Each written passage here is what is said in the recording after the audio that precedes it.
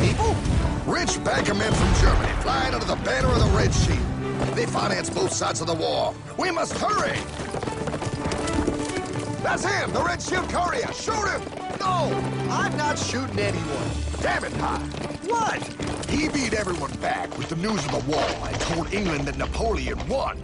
The Red Shield bankers in London pretended that England was doomed and started selling their English stocks. The English went into a selling frenzy to get rid of worthless English money. But the English won, right? Of course they won, but it was a trick by Red Shield. They waited until the stocks plummeted to pennies and then bought England back for nearly nothing. What? They did that? How? When the English leaders found out, they had no choice but to give themselves over to the Red Shield. Their money was gone, and they were slaves to the Red Shield war debt. Since that time, the English have been paying their national taxes directly to the Red Shield private bankers. The people have no idea. But the bankers bragged about what they did to us, laughing at us all the way to the bank. Why, it's the best business I've ever done. If I can control a nation's wealth, I care not who makes its laws. Oh, is this what Jefferson wanted to show me? No, Pie. Look. They're in America, too? The Red Shield banks are here, Pie. Seeking a way to conquer our American dream. The dream you have, Pie. The dream of free men. They tried to take over our country many times and failed because Jefferson and the Patriots vowed to stop the evil tyrants at all costs. By authority of eternal God, he would not let the bankers win here. To preserve our independence, we must not let our rulers load us with perpetual debt. We must make our choice between economy and liberty or profusion and servitude. Wow. I place economy among the first and most important of Republican virtues, and public debt is the greatest of the dangers to be feared. It is incumbent on every generation to pay its own debts as it goes. We must have a central bank to secure this country's finances. If the American people ever allow private banks to control the issue of their money, first by inflation and then by deflation, the banks and corporations that will grow up around them will deprive the people of their property until their children will wake up homeless on the very continent their fathers conquered. Jefferson, you're mad. This country will have a central bank. Who's that? America's first Secretary of Treasury. Alexander Hamilton? Not for long. Aaron Burr, Thomas Jefferson's vice president. They didn't take too kindly to our first Sec Treasury. Sweet shot, Burr. The first attempt at a central bank only lasted 20 years and we shut it down. But the bankers tried again against Old Hickory President Andrew Jackson. You are a den of vipers and thieves. I intend to rout you out, and by the eternal God, I will rout you out.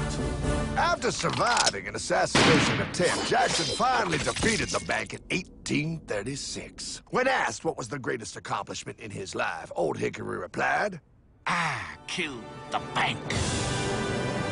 And those were his last words.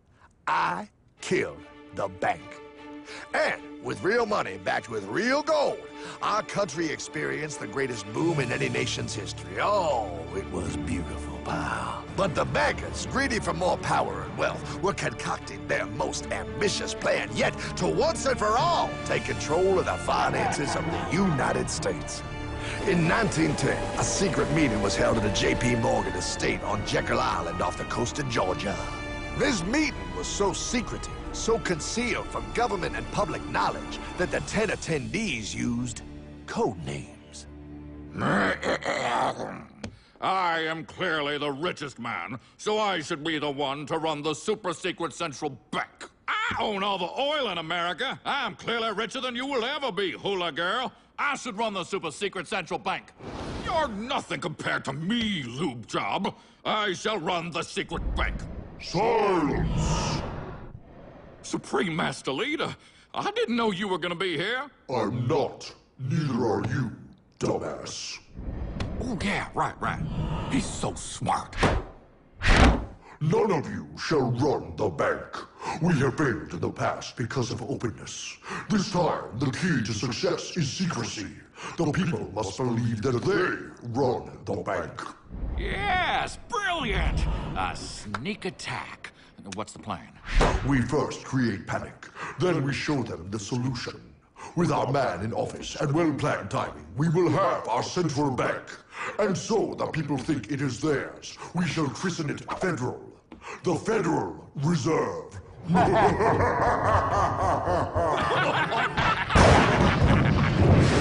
They struck on December 23rd, 1913. When most of our Congress were at home eating fruitcake, these bastards, I mean bankers, presented their treasonous act to their newly elected accomplice, Woodrow Wilson, who had fortuitously already agreed to sign it before he was even elected. Wait, the IRS? I thought we always had the IRS. No, pile. They did this to us too. The Fed now has the exclusive power to print America's money. They loan this money to our banks and our government at interest, putting immediate debt on our own money, printing more and more, so each dollar they print becomes worth less than the one before.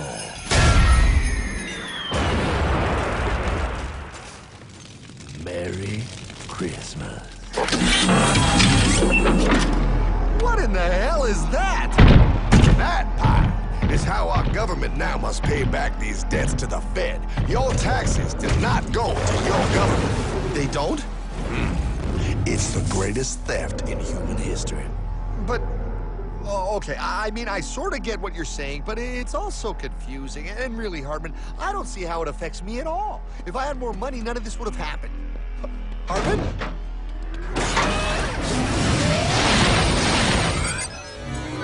1955? Wow, what are we doing here? Oh, a little bit of shopping. Here, hold this. Gallon of gas, 23 cents. Postage stamp, 3 cents. Ounce of gold, $35. Hot baby, priceless. Best be getting back. Hey, Hartman! I need my car, man! Oh, was that my gold, Jay? Yeah, he'll be fine. Now, pal, would you agree that you have the same exact things you had in 1955? Yeah, 1 stamp, 1 gallon of gas, 1 ounce of gold, and 1 home. Wow, we just made a lot of money. Gotta pay your taxes. Bet it's nice to have made all that money. Wait, that isn't fair.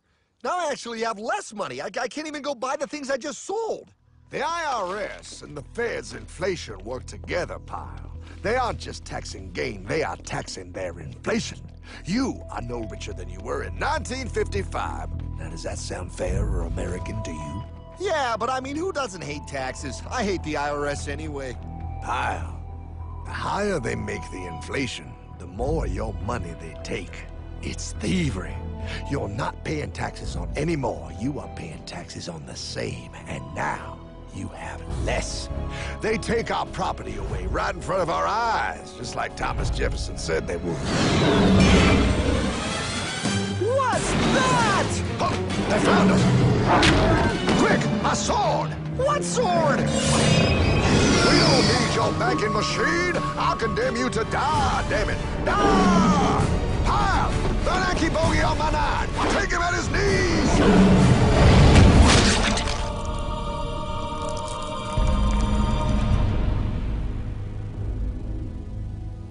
For we are opposed around the world by a monolithic and ruthless conspiracy that relies primarily on covert means for expanding its sphere of influence. What's happening? Where am I? I believe perhaps you understand now, pal, but you are afraid. JFK. Hartman, what does this have to do with my house and my dog? Oh, okay, that's enough. I want to go home now. This is the last president to stand up to the Fed. You must see. On June 4, 1963, President Kennedy signed Executive Order 11110. This executive order empowered the U.S. Treasury to issue real money without the Fed. It would have worked. Kennedy's plan to dismantle the Federal Reserve machine had begun. But 6 months later, John F. Kennedy went to Dallas and never returned. No way. No way they could do that. The new president, Lyndon Johnson, threw out Kennedy's order.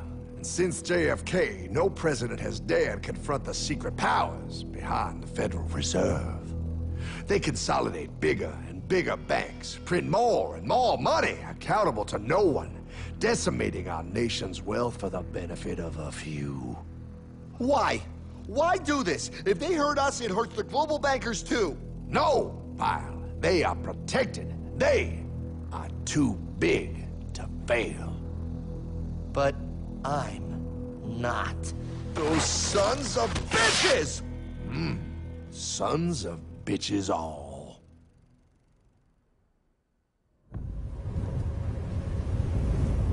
The day was cold. The wind sharp and strong.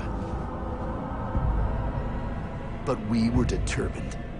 The bankers and their parasites had us vastly outnumbered, but their hubris made them weak. Not like us. Not like this band of immortals we have assembled. We have come to take back our... Hardman? Is that... My dog. Oh, Then the inevitable. The Money Kings could ignore us no longer. They sent an emissary, a cog in their machine of greed to bring about our submission. Hank Paulson. Hardman, this is blasphemy. We own the corners of the earth. It is futile to challenge us. Oh, I've seen that look before. That of a predator taking in the scent of its prey. Bold, fearless, the look of a free man. You have come far, Hardman. Farther than most. Be smart now. Join us. We will bring you money, power, everything you want. You can be one of us, if you will kneel.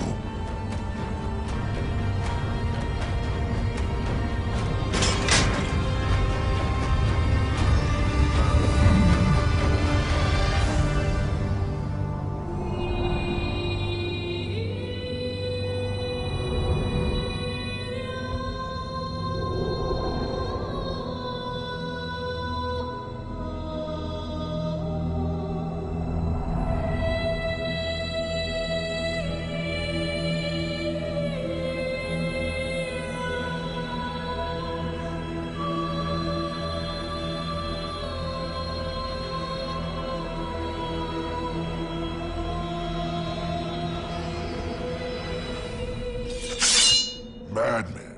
You're a madman. We're offering you everything. What do you think this is?